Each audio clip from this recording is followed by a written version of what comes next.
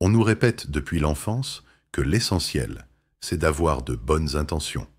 Comme si, derrière chaque geste, chaque action, chaque choix, la vertu se mesurait à l'intention première, et non aux conséquences réelles.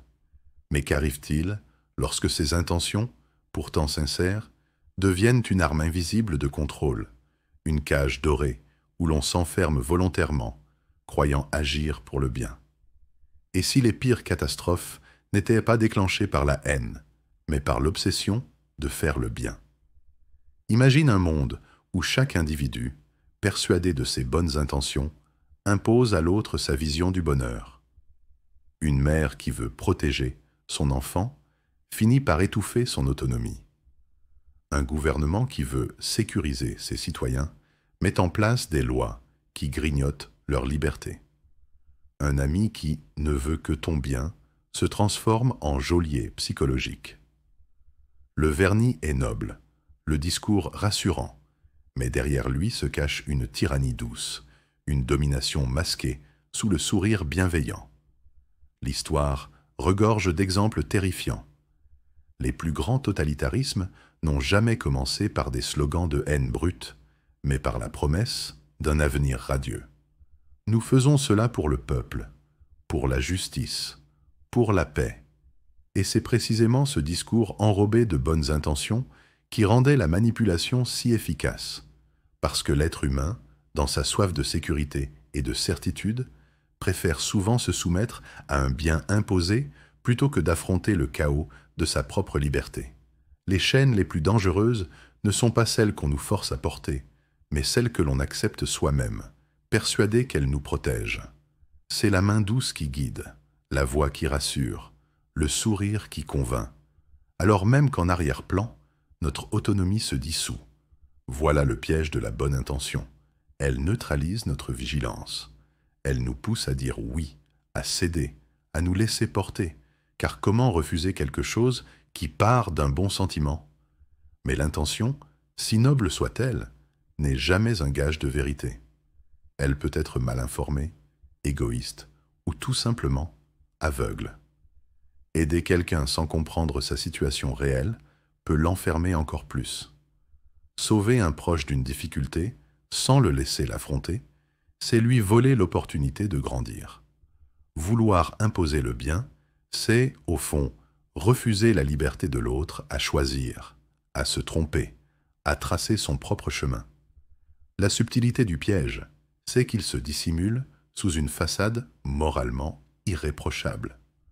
Dire non à une mauvaise intention est facile, mais refuser une bonne intention, c'est apparaître cruel, égoïste, insensible. Et c'est précisément ce tabou qui rend la tyrannie des bonnes intentions si puissante.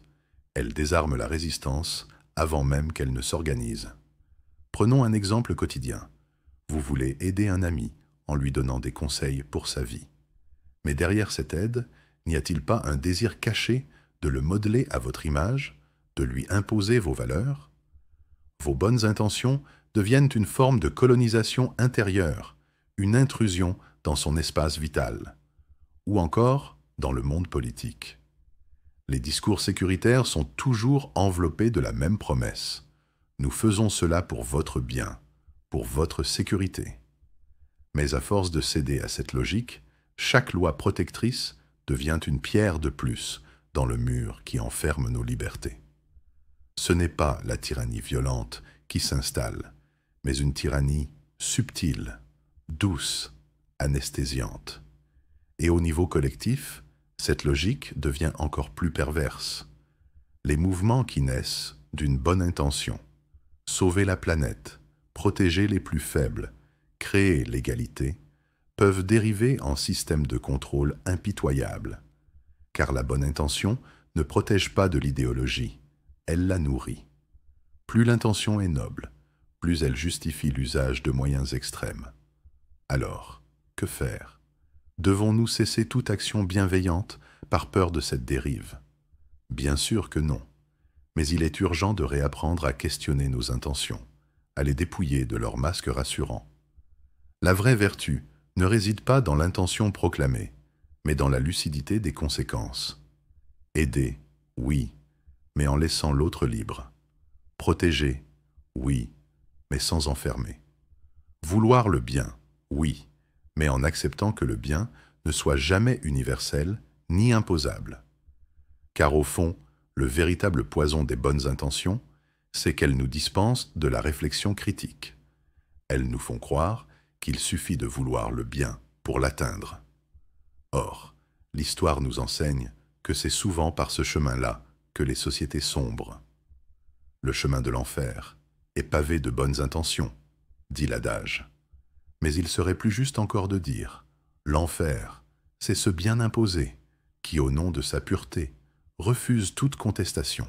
Il est temps de briser le charme, de comprendre que les intentions ne suffisent pas, de voir dans chaque geste bienveillant le risque potentiel d'une dérive, et surtout d'oser refuser les cadeaux empoisonnés que l'on nous tend, même quand ils brillent d'un emballage séduisant.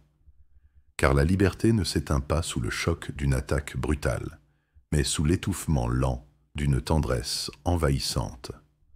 Alors, posons-nous la question.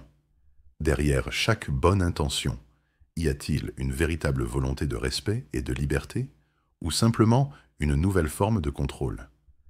Et si la véritable bonté consistait non pas à imposer notre vision du bien, mais à permettre à chacun d'écrire la sienne,